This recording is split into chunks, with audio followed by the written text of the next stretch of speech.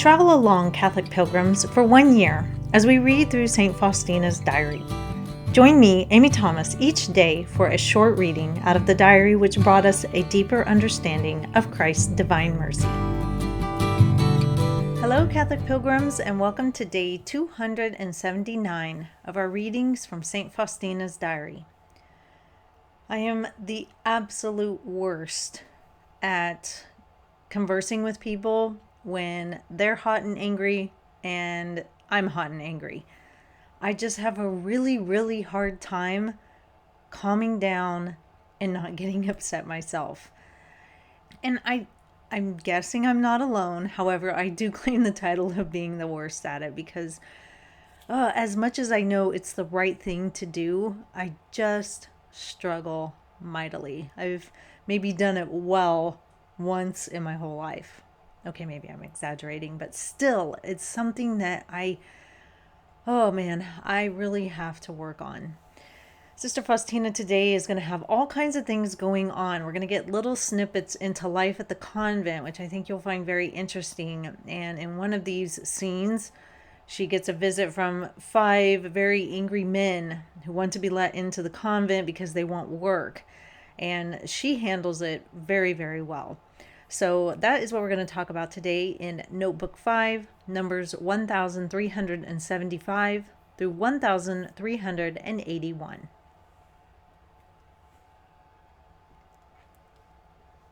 November 1st, 1937. After Vespers today, there was a procession to the cemetery. I could not go because I was on duty at the gate, but that did not stop me at all from praying for the souls. As the procession was returning from the cemetery to the chapel, my soul felt the presence of many souls. I understood the great justice of God, how each one had to pay off the debt to the last cent.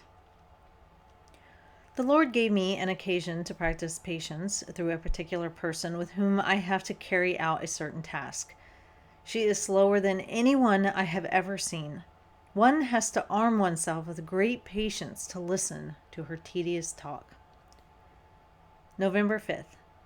This morning, 5 unemployed men came to the gate and insisted on being let in. When Sister N had argued with them for quite a while and could not make them go away, she then came to the chapel to find Mother Irene, who told me to go. When I was still a good way from the gate, I could hear them banging loudly. At first, I was overcome with doubt and fear, and I did not know whether to open the gate or, like Sister N, to answer them through the little window. But suddenly I heard a voice in my soul saying, "Go and open the gate, and talk to them as sweetly as you talk to me." I opened the gate at once and approached the most menacing of them and began to speak to them with such sweetness and calm that they did not know what to do with themselves. And they too began to speak gently and said, "Well, it's too bad that the convent can't give us work." And they went away peacefully. I felt clearly that Jesus, whom I had received in Holy Communion just an hour before, had worked in their hearts through me. Oh, how good it is to act under God's inspiration. I felt worse today, and I went to Mother Superior, intending to ask her for permission to go to bed. However, before I could ask for permission, Mother Superior said to me, "Sister, you must somehow manage by yourself at the gate, because I am taking the girl to work at the cabbage, since there is no one else for the cabbage." I said, "Good," and left the room. When I got to the gate, I felt unusually strong, and I was at my post all day and felt well. I experienced the power of holy obedience. November 10th, 1937. When Mother Irene showed me the booklet with the chaplet, the litany, and the novena, I asked her to let me look it over. As I was glancing through it, Jesus gave me to know interiorly, "Already there are many souls who have been drawn to my love by this image. My mercy acts in souls through this work." I learned that many souls had experienced God's grace. I learned that Mother Superior would have quite a heavy cross to bear, together with physical suffering, but that it would not last long. It occurred to me to take my medicine, not by the spoonful, but just a little at a time because it was expensive. Instantly, I heard a voice, "My daughter, I do not like such conduct. Accept with gratitude everything I give you through the superiors, and in this way you will please me more.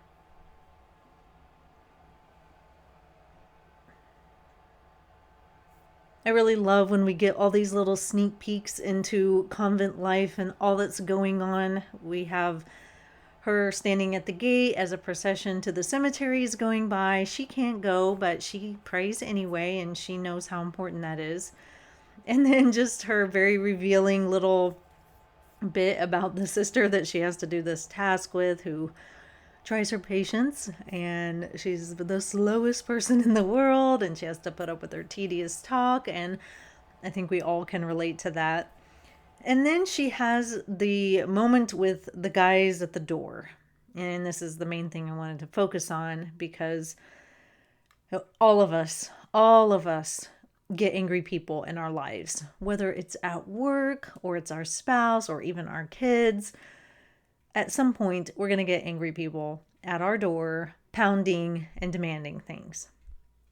And it's so easy to react back in the same way. We get defensive. We want them to feel what we're feeling, which is, a little intimidated. We don't want to show it, so we act back in the same way that they're treating us. Sometimes it has to do with we want to be right, and our pride sets in, and we can't even believe they're treating us like this. And there's a myriad of reasons why our default setting is to usually act as they are acting. But we see something very different here with Sister Faustina. Now, these guys show up at the gate looking for work, I guess. I don't know exactly what that means, maybe in the garden or repairs or something like that. Obviously, they seem pretty desperate. And one of the sisters has already tried to deal with them, and all she did was argue with them. And it looks like she just talked to them through the little window, because Sister Faustina says maybe I should do it like Sister N did it. And then Mother Irene gets the message, and so she sends Sister Faustina. And, I can only imagine how she was feeling walking up to the gate, hearing the banging, knowing that there was a problem. I would have some doubt and fear too. I wouldn't know exactly how to handle that in a good way. And so she's a little apprehensive. But she does get a message from Christ. Go and open the gate and talk to them as sweetly as you talk to me.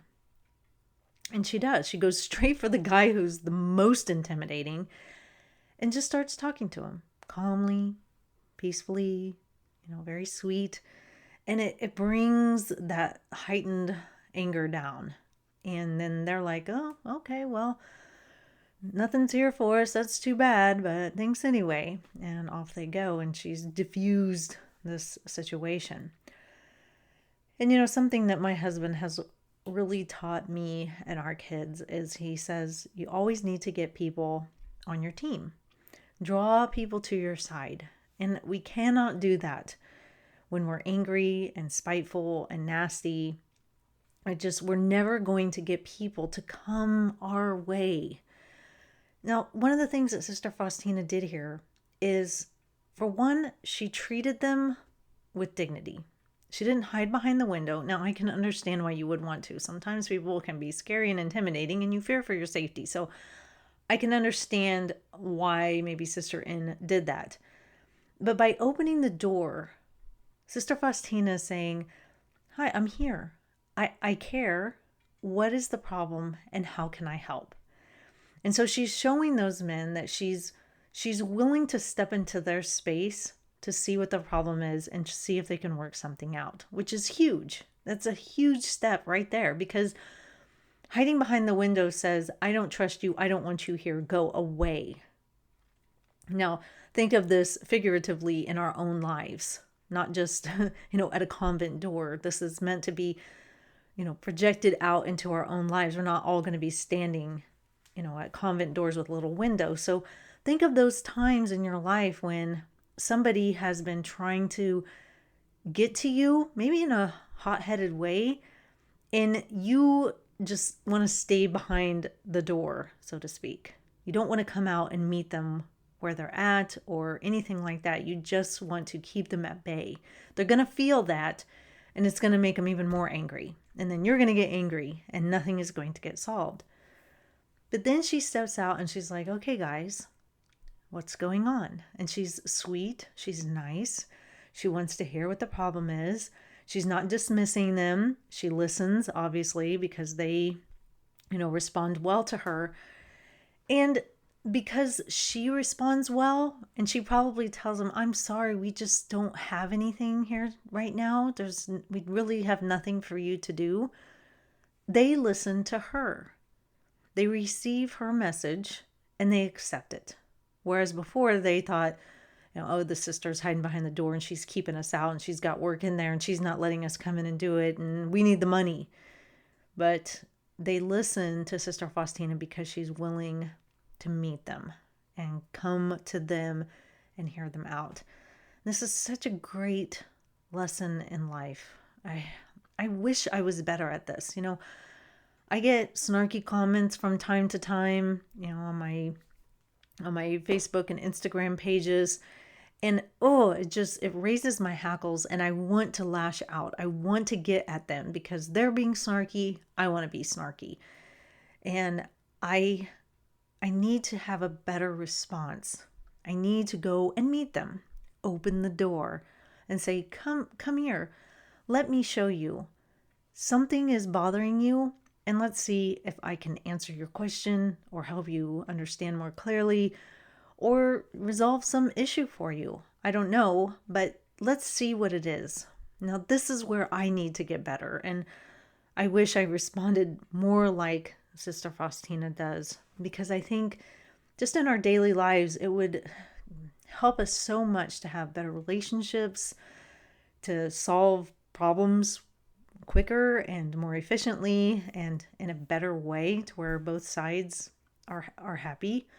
Sometimes we have to compromise, but at least both sides can walk away happy.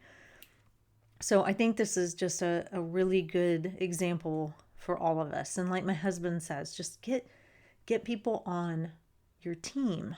See any, conversation or argument that you're going to have with somebody as an opportunity to get them on your team. They may be the person in your life that you dislike the most. But is there a way you can respond to them that gets them on your team? Something to think about. So that is all for today, Catholic Pilgrims. I will see you back here for day 280. And until then, live the faith boldly and travel well.